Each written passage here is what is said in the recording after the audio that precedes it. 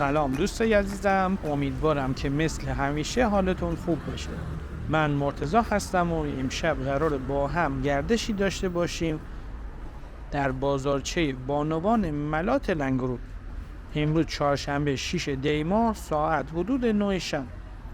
بازارچه محلی ملات لنگرود که همه اونو با بازارچه نان محلی لنگرود صدا میکنن، یکی از جالبترین و شلوغترین و پرطرفدارترین بازارچه های شرق گیلان و شهر لنگروده که توسط بانوان اداره میشه. این بازار در مسیر لیلاکوب پرشگو یا همون کومله در جاده ملات قرار داره. قبلا ولاگ یه عصر تابستان از این بازارچه رو در کانال گذاشتیم که به دلیل بازدید و بازخورد بالاش تصمیم گرفت حالا هوای شب‌های این بازارچه رو هم با شما عزیزان به اشتراک بگذاریم.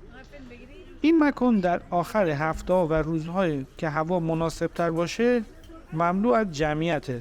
الان به دلیل سردی هوا یکم خلوته. در این بازار انواع غذاها یا بهتر بگیم دسرهای گیلانی مثل نان خرفه، کاکا، آش، باقالی، نان برنجی، واویشکا، چای و بسیاری از چیزهای دیگه عرضه میشه. بخش فروش صنایع دستی در این بازار هم قابل توجهه. ساعت کار این بازار هم بیشتر عصرها تا 11 شب. جو صمیمی و دوستانه این بازارچه واقعا دوست داشتنی و پیشنهاد میکنم حتما به این مکان سر بزنید.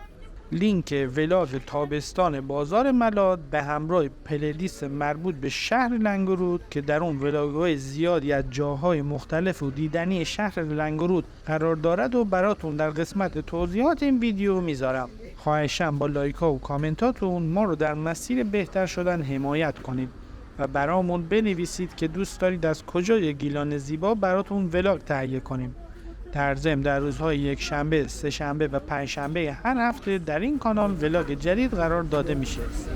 امیدوارم که از این گردش لذت ببرید.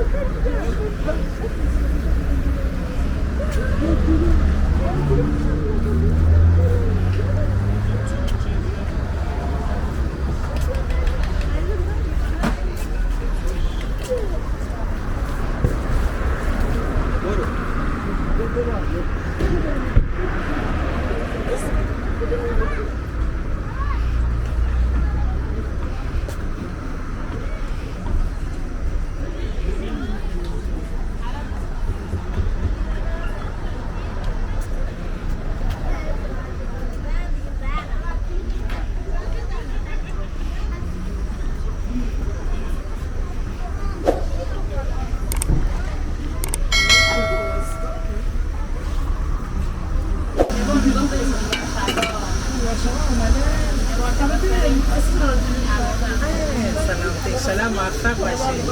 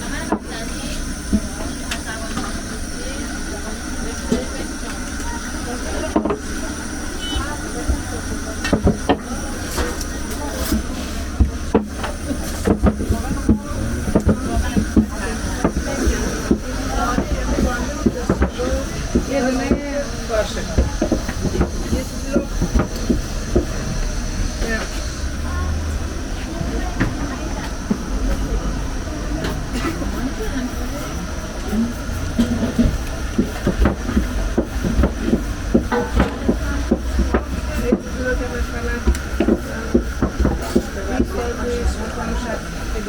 بعدا خوشبختی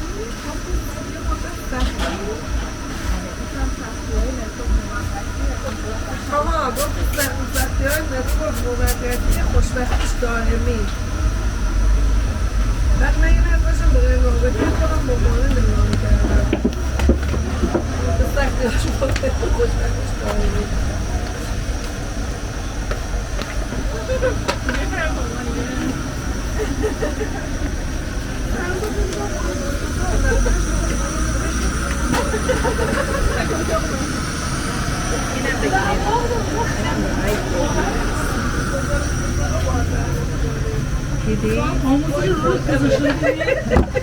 نه یه زنگ وای وای وای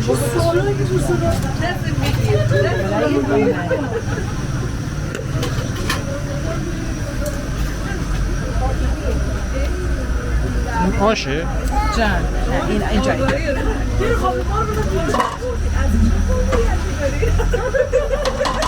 اونم آشه که ولی تموم شده یه ذره دیگه بیشتر نبود بفرمایید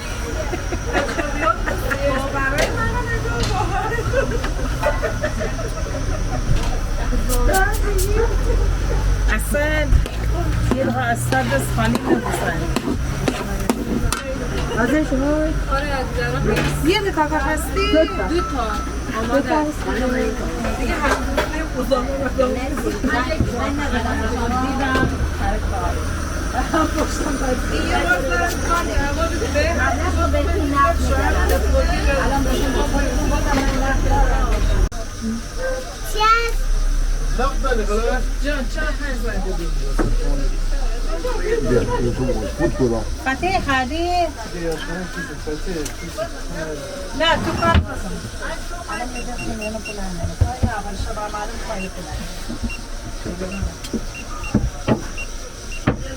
خریدی بنای رو بایشاری بیدیم تو بتر خط orada bakayım daha ne diyorsun?